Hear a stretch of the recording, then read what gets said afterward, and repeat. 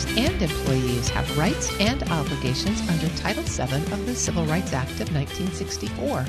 New technical guidance from the EEOC and DOJ tries to clarify how DEI-related initiatives may create unlawful discrimination in workplaces, but it may raise more questions than it answers. My next guest, Hy Feldblum, a former commissioner of the EEOC, is here to help us sort it out. Technical guidance that came out from the EEOC and DOJ on March 19th about employer DEI programs has garnered a lot of attention. What is so unusual or remarkable about this latest guidance? Well, first, let's be clear that this is not official guidance from the EEOC because you would need a quorum and a vote of the EEOC. So we just call this document Acting Chair Lucas's document. So that's the first thing. This is, one commissioner talking.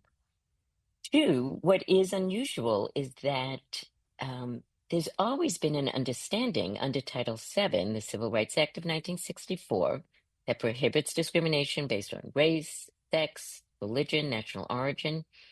Long-time understanding that under that law, you cannot discriminate on the basis of any race or any sex.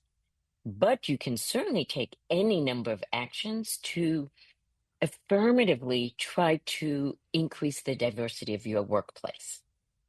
This document from Acting Chair Lucas, with the title that says DEI-related discrimination, makes it sound as if doing any type of diversity, equity, and inclusion has legal peril.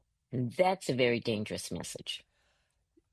So as you say, Title VII protects a lot of the different categories, but DEI is never defined in this document. How should people read that?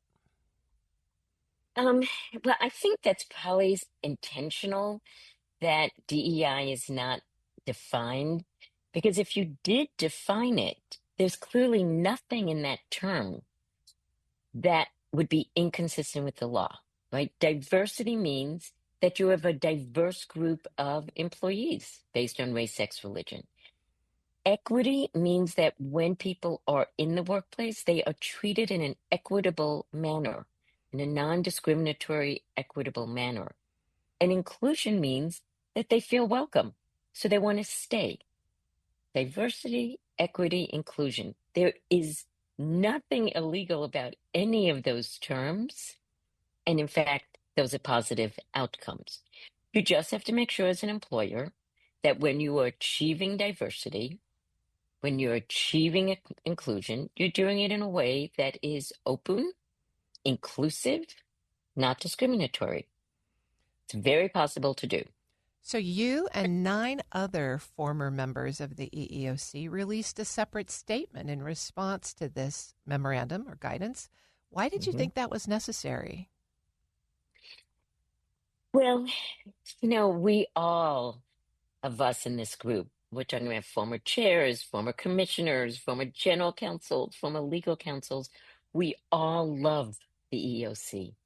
We all care about the integrity of that agency. We all care about getting correct information out to employers.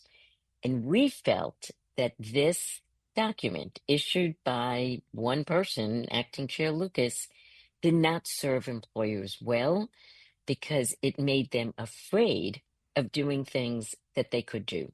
So we felt, hey, we can provide a service here. Why don't we go through this document, explain what is correct in the document? Yes, you cannot give preferences. You cannot have affinity groups open only to women or only to Black people.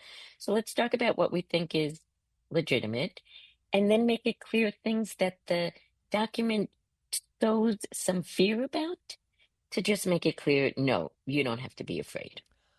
So let's follow that string a minute, because there is some particular guidance here that is consistent with statutory responsibilities and employer responsibilities. And yet, I think, as I read your letter, it feels like you're saying, but it's couched in a way that might guide someone down the wrong path. That is exactly correct. It is couched in a way that highlights potential legal peril, even though it has references to the law as it actually exists. So, for example, training, anti-harassment training, diversity training. It's very clear that to be unwelcome, to be a hostile work environment, that's a very high level. So the document just says has to be a hostile work environment, but doesn't explicate how high of a standard that is. That's the problem with the document. I'm speaking with Hi Feldblum, a former commissioner of the Equal Employment Opportunity Commission. So the employers that are covered by this law and statute, both private and public sector, so it applies to the government, it applies to private sector, nonprofits, all of the folks who may be in the news for different employment practices these days, right? Yes, applies across the board. I So, mean, for private employers, you have to have 15 or more employees, but basically across the board. so how should employers take this kind of guidance on? What should they be doing? How should they be preparing to make sure that they don't run afoul of the language or maybe the intent of this memo? So I am recommending that employers do what I call a refresh of their DEI programs. Think about it like spring cleaning. Think about it like, let me take a fresh look at what I'm doing because I want to make sure that I'm not doing anything that has preferences based on race, sex, national origin, taking into account any of those characteristics to essentially bump that person above others, which has not been okay for years. It's something that's okay in Europe. They have a different law than us. Mm-hmm. Okay, so you're doing your spring cleaning, you're making sure there's no preferences, and you're making sure there's no exclusion. That when you are trying to create an inclusive workplace, you don't do that by excluding certain folks. And that's the important thing, for example, about affinity groups. It's very important to have affinity groups for folks who are in the minority in a workplace. That's very important for example, inclusivity. But you cannot restrict the members of that affinity group just to the characteristic that that group is sort of concerned about. Now, it's interesting. As a lesbian, I will tell you the gay community, we have always said LGBTQ people and allies. Our affinity groups were always open to non-LGBTQ people. And in fact, most of the other affinity groups are also, but perhaps that hasn't been made as clear. And so if employers have been on the right side of Title VII, outside of kind of double checking their language and making sure that they're still on the right side of Title VII, you'd say they really don't have anything to worry about from this guidance. Well, I'm not sure I can trust anything that I've been seeing. You know what I mean? So there are no guarantees in this age. That is, I think we all know this is not ordinary times. However, it's a balancing piece. It's a cost benefit analysis. There is a huge cost in just leaving DEI. You're not going to have as diverse of a workplace. The research is clear that, a diverse workplace helps for the bottom line.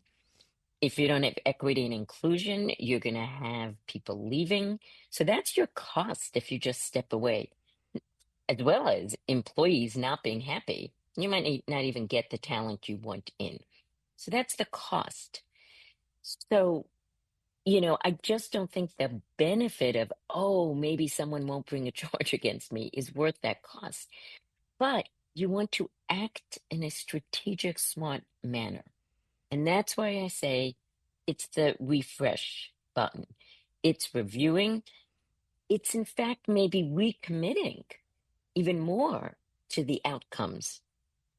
And I think it's sad if employers run away from the word diversity. It's almost like 6 months ago when I was talking to folks, I was like, yeah, you don't have to say diversity. You can say fairness and inclusion. And